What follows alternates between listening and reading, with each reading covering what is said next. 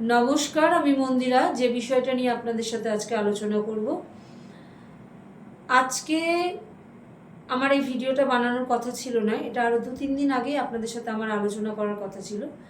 আমাদের সবজি বিল ঢুকেছে, আমি যখন জানি তখনই আপনাদেরকে আমি জানাতে চেষ্টা করি, কিন্তু এবার জানাইনি। তার কারণটা হচ্ছে যে বিলটার আমি মানে যে অর্ডারটা এসছে বা যে পিডিএফটা আমি পেয়েছি, সেই পিডিএফে যে মানে আমাদের যে অর্ডারটা দিয়েছে, সেই অর্ডারে যে অ্যামাউন্টটা আছে, সেই অ্যামাউন্টটা দেখে আমার কোথাও গিয়ে মনে হয়েছে যে সমস্ত প্রজেক্টের যে টাকাগুলো এসছে প্রজেক্টের খাতে, সেই টাকাগুলো প্রত্যেক প্রজেক্টের অফিসাররা যদি আমাদেরকে দিতে চায়, তাহলে যে আমরা 2 মাসের বিল সেটা তো পাবোই না, এমনকি আমরা 1 মাসের বিলটাও আমরা পাবো না যে অ্যামাউন্টটা এসছে।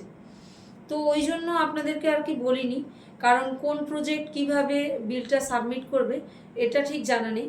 তবে আপনারা যে প্রজেক্টেই যে কাজ করেন, আপনারা সিডিপিওর সাথে কথা বলবেন।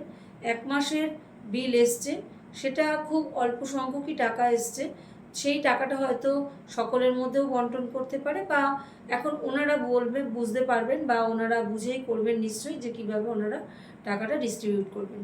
এটা জানিয়ে দেওয়ার মনে হলো যে 2-3 দিন ভিডিওটার মধ্যে ভেবেছিলাম বলে দেবো, কিন্তু বলিনি এই কারণে যে টাকাটা সত্যি কথা বলতে যেখানে আমরা 2 মাস টাকা পাইনি, সেখানে এই সামান্য 12 দিনের হয়তো বিল হিসাব করে যেটা হবে হয়তো সেটা পেতে পারি, কি 15 দিন কি 10 দিন, এর বেশি হবে না।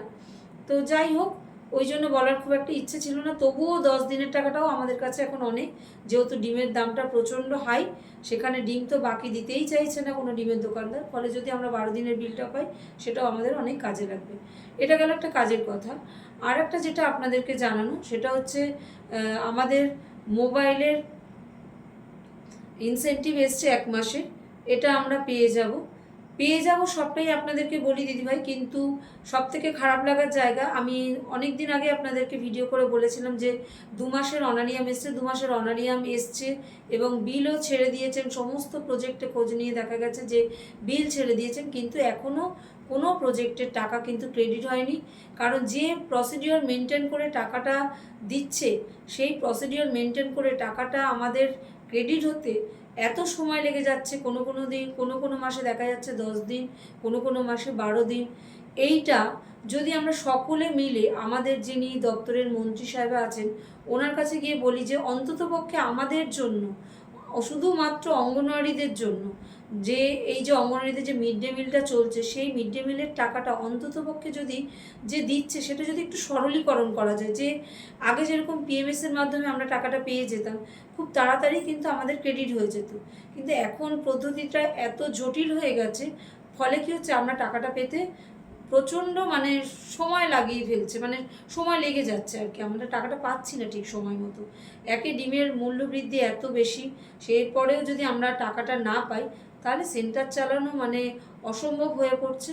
কিন্তু তবুও কিছু করার নেই, সেন্টারে গেলে বাচ্চাগুলোর মুখের দিকে তাকিয়ে আমাদেরকে ডিম দিয়ে এবং চালে ডালে খিচুড়ি করে বা ভাত দিয়ে দিতে হচ্ছে। হয়তো আমরা কোনো জায়গায় ডিম কাটেলমেন্ট করেছি, কিছু করার নেই, মানে পারা যাচ্ছে না। তো এই কথাগুলো যদি আমরা ওনাদের কাছে বলি বা কোনো সদুত্তর যদি আমরা পাই, তাহলেও আপনাদেরকে আমি এই ভিডিওর মাধ্যমে জানাবো। এবং অনেক সংগঠনের দাদা দিদিরা গেছেন, দেখেছি, তাদেরকেও বলবো যদি কোনোভাবে অন্ততপক্ষে এই বিষয়গুলো, তারা সমস্ত অসুবিধার মধ্যে এই বিষয়গুলো যদি তারা তুলে ধরেন এবং সেগুলোর যদি কোনো সদুত্তর পাওয়া যায়, তাহলে আমরাও মানে একটু সুবিধার মধ্যে থেকে কাজ করে বেরিয়ে যেতে পারবো। এইটাই আজকে বলার ছিল। নমস্কার।